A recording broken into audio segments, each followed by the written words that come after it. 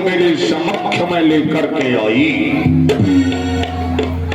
वो गम्मत कन्या किस कारण से, किस विधि से, किस प्रकार से के गर्व से, कारागार से मेरे समक्ष में आई। अरे टोपी ना जेल, ताला ना खुला, फिर भी दुश्मनों मेरा निकल गया।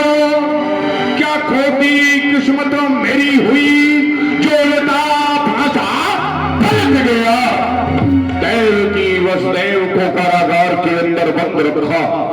7 तालों के भीतर बंद 14,000 योद्धा पहरा लगा रहे थे, परंतु फिर भी मेरा शत्रु न जाने किस प्रकार से निकल गया।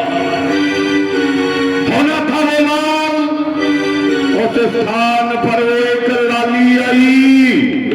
आना था वो काल, एक कालनी आई। परंतु मथुराधीश सम्राट कंस उस कन्या को अपना शत्रु समझते हुए जैसे ही देवकी की गोद से मैंने उस गम्मत कन्या का पैर पकड़ा, पत्थर की शिला पर पछाड़ना चाहा, तो वो गम्मत कन्या मेरे हाथ से छूट गई। हाथ से छूट कर आकाश मार्ग में वो देखो, वो देखो।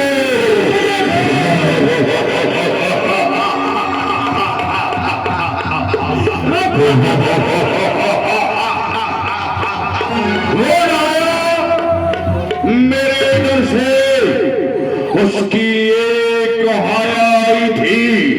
मेरी तलवार से कटने को उसकी माया आई थी। जैसे ही पत्थर की शिला पर पछाड़ा, मेरे हाथ से छूट गई, आकाश मार्ग में चली गई। मैंने समझा कन्या कुचल गई। कन्या थी सतम भरी जो गए की तरह उछल गई। आकाश मार्ग में जाकर के बोल रही थी ओ नववाणी, दुर्गा थिया चौवंदा थिया रक्त बीत थी वो वरदानी। उसकी वाणी का कैसा गुंजार हुआ। हमें मारने वाले ने ब्रजमंडल में अवतार लिया। कहने लगी महाराज कंस, मम हत्या तन लई वृथा ही, तेरो रिप प्रगटो ब्रज में।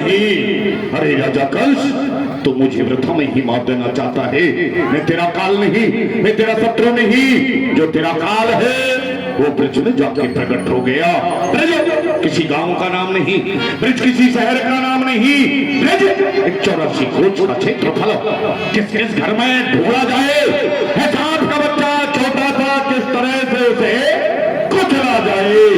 परंतु ऐसा भी कहते हैं, सर्प को कितना दूध पिलाओ फिर भी वो जहर उगलेगा। गधा सलामत है उसके तो दाव पे अपने डस लेगा। इसलिए वो ब्रज में बता करके गई, किस स्थान पर बता करके गई, कहां अवतार हुआ, किस विधि से उसे समाप्त किया जा सकता है। बताओ अपनी अपनी मति अनुसार। बोलो एक असुर सुन राजा, क्यों डरपत थोड़े से कारण। महाराज, आप थोड़ी सी बात के लिए इतने भयभीत हो रहे हो, इसमें कोई डरने की बात नहीं। सुनिए। अरे बैठ जाओ मेरी माता बहनों, थोड़ी